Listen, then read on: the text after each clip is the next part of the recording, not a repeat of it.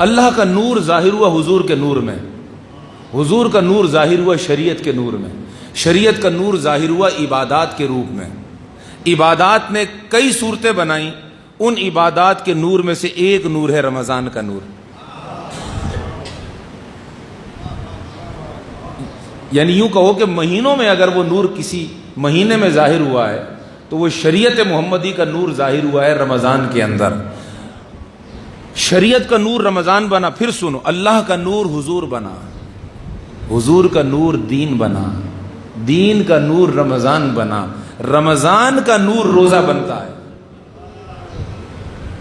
یعنی یہ جو باتیں میں نے کی ہیں، ہر بات کے پیچھے دلائل کی ایک پوری فہرست ہے، میں آپ کو خلاصہ پیش کر رہا ہوں۔ یعنی کیا یہ ہمارا عقیدہ نہیں ہے کہ حضور کا نور اللہ کے نور سے ہے؟ کیا ہم یہ جانتے نہیں کہ حضور کے نور کا نام ہی شریعت محمدی ہے؟ اس میں کون سی کوئی غلط بات ہے؟ شریعت محمدی اور حضور کا نور ایک ہے۔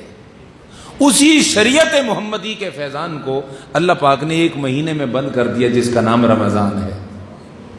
تو اگر حضور کا نور دیکھنا ہے آپ نے مہینوں میں تو آپ رمضان کو دیکھیے، اور اس رمضان کے نور کو خدا نے اندر منتقل کرنے کے لیے روزہ بنایا اور فرمایا یا ایھا الذین آمنوا کتب علیکم الصیام کما کتب علی الذین من قبلکم۔ یہ مہینہ تو آ گیا ہے، لیکن اس مہینے کی برکت میں داخل ہونے کا جو رستہ ہے وہ یہ کہ میں تم پر روزہ فرض کر رہا ہوں۔ اس مہینے کی رحمت کا دروازہ میں روزے کو بنا رہا ہوں۔ اگر تم نے روزہ رکھا تو تم اس مہینے کی رحمت میں داخل ہو جاؤ گے۔ اگر تم نے روزہ نہ رکھا، یہ مہینہ تو ہوگا تم میں، تم نہیں ہوگے اس میں۔ یہ مہینہ تم میں ہوگا مگر تم اس میں نہیں ہوگے۔ تو جب تم رمضان میں داخل ہو گئے روزے کے ذریعے تو گویا تم رمضان یعنی شریعت کے نور میں داخل ہو گئے۔ جب تم شریعت کے نور میں داخل ہو گئے تو محمد کے نور میں داخل ہو گئے صلی اللہ علیہ وسلم۔ اور جب پیارے آقا محمد عربی کے نور میں تم داخل ہو گئے تو اب خدا کے نور سے تم کہاں محروم رہے؟ ان کا جو نور ہے وہ رامانی کا تو نور ہے۔ کتب علیکم الصیام، تم پر روزہ فرض کیا ہے کہ یہ ماہ آ گیا ہے تو اب اس ماہ سے باہر نہ رہو، روزہ رکھ کے اس ماہ کی رحمت کے اندر اتر جاؤ۔ سر روزہ کیا کرتا ہے؟ روزہ اندر آتا ہے، وجود کے اندر کام کرتا ہے۔ یعنی روزے میں یہ کرنا ہے کہ جب روزہ آ جاتا ہے تو پھر روزہ آ کر کہتا ہے میں آپ کو مانوی طور پر سمجھا رہا ہوں، روزے کی حکمت کیا ہے وہ سمجھا رہا ہوں آپ۔ روزہ جب آ جاتا ہے، آپ نے سحری کر لی اور نیت کر لی کہ میں روزے سے ہو گیا ہوں، اب روزہ آ کر کہتا ہے کہ بھائی اب باہر سے کوئی چیز نہیں آئے گی، میں آ گیا ہوں۔ یہی ہے نا؟ پر مختصر اگر خلاصہ کرو روزے کا تو کیا ہے؟ روزہ اندر جب آ جاتا ہے تو پانی آ سکتا ہے باہر سے، روزہ کہتا ہے میں آ گیا ہوں۔ روٹی آ سکتی ہے، حالانکہ روٹی بھی حلال ہے، پانی بھی حلال ہے، لیکن روزہ آ کر کہتا ہے بھائی میں آ گیا ہوں، اب کچھ نہیں آئے گا۔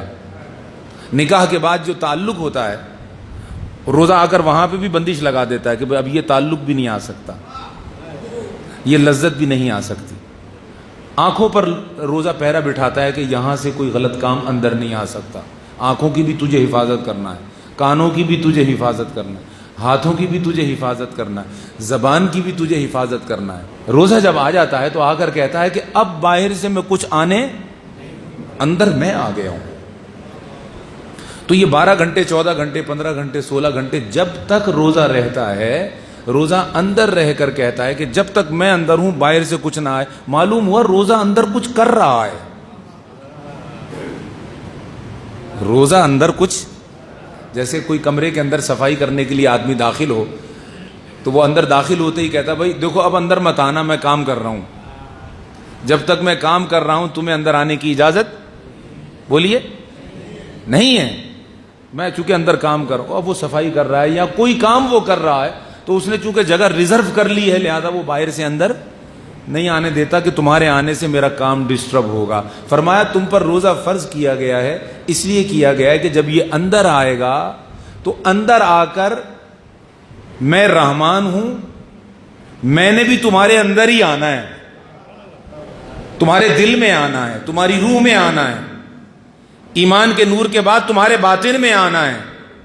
تو یہ روزہ آیا ہے میرا نوکر اور میرا خادم بن کر، وہ جو تمہارا دل ہے، تمہاری روح ہے، تمہارا باطن ہے، میرے بھیجے ہوئے روزے کو اندر آنے دو. یہ اندر آ کر صفائی کرے گا، غفلت کو صاف کرے گا، گناہ کے میل کو صاف کرے گا، یہ دنیا کی اور دنیا داری کے اثرات کو صاف کرے گا، یہ شیطان کے اثرات کو صاف کرے گا، یہ خناس کے اثرات کو صاف کرے گا. وہ جو 11 مہینے تم دنیا پرستی میں اور گناہوں میں مبتلا رہے، اس کا جو میل کچیل تمہارے اندر آ گیا ہے، جو مجھے آنے نہیں دیتا، جو مجھے آنے نہیں دیتا، جو مجھے اندر سمانے نہیں دیتا، تو یہ روزہ اندر رہ کر اندر کے میل کو صاف کرے گا، اور اتنا صاف کرے گا کہ میل سے تم پاک ہو جاؤ گے. اور جب تم پاک ہو جاؤ گے تو پھر میں رحمان یہ کہتا ہوں کہ روزہ میرے لیے ہے اور میں خود اس کی جزا ہوں. جب روزہ تمہیں پاک کر دے گا تو تمہیں رحمان کا قرب ملے گا.